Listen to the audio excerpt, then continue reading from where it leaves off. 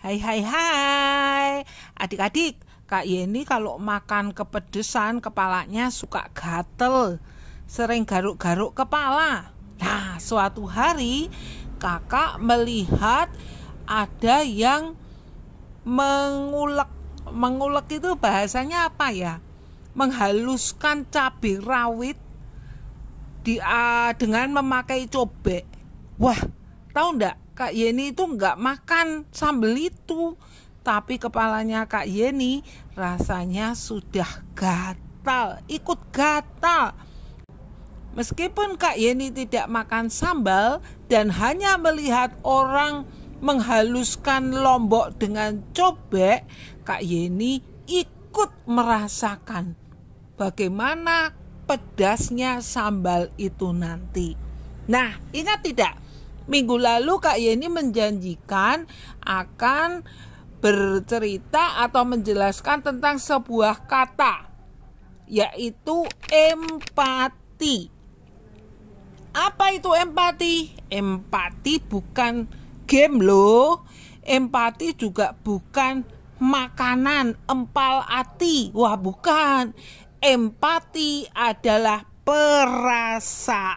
perasaan di mana orang bisa memahami apa yang dirasakan oleh orang lain, bisa melihat dari kacamata orang lain dan merasakan dengan hati yang dirasakan oleh orang lain. Nah, apa itu Kak? Pusing aku. Iya ya, bikin pusing ya. Oke, Kak Yeni akan sederhanakan empati ini dengan begini adik-adik. Ketika Yesus berkeliling ke semua kota dan desa, ia mengajar di dalam rumah-rumah ibadat dan memberitakan Injil Kerajaan Surga. Bahkan Tuhan Yesus juga melenyapkan segala penyakit. Melihat orang banyak itu, tergeraklah hati Yesus oleh belas kasihan kepada mereka, karena mereka seperti domba yang tidak bergembala. Tuhan Yesus melihat orang-orang banyak itu, hatinya menjadi seperti hati orang banyak, sehingga dia melakukan sesuatu, yaitu mengajar dan memberitakan Injil. Lihat lagi, Yesus bertemu dengan janda yang akan menguburkan anaknya. Alkitab mencatat hati Yesus melimpah dengan belas kasihan. Ia mendekati proses pemakaman dan membangkitkan pemuda itu. Yesus merasakan kesedihan dari ibu yang sudah tidak punya suami. Yesus merasakan rasa kehilangan dari ibu yang sudah menjadi janda itu. Dan akhirnya ketika Yesus merasakan rasa itu, Yesus melakukan sesuatu, yaitu membangkitkan anak dari ibu itu. Meskipun Tuhan Yesus itu bisa melakukan sesuatu, tetapi Yesus mau menempatkan hatinya untuk merasakan perasaan orang lain.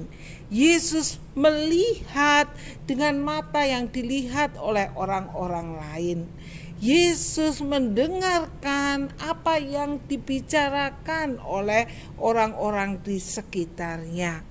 Itulah yang dinamakan empati adik-adik. Sebagai anak-anak Tuhan, kita pun juga mau menempatkan hati dan perasaan kepada hati dan perasaannya orang lain. Siapa orang lain itu? Bisa jadi itu papa atau mama, bisa. Ketika kita melihat papa atau mama sedang sedih, ketika papa atau mama sedang bingung karena kok COVID-nya naik lagi, kok susah lagi mendapatkan uang, kok banyak hal yang mereka pikirkan.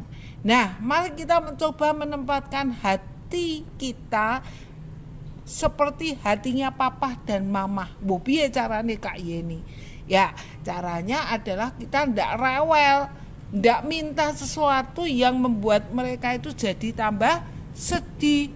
Sudah kesulitan karena gajinya atau pendapatannya berkurang di masa COVID ini, kita minta dibelikan mainan baru, minta ganti handphone, minta apa lagi. Wah, sebaiknya itu tidak dilakukan, dan itu seharusnya tidak dilakukan.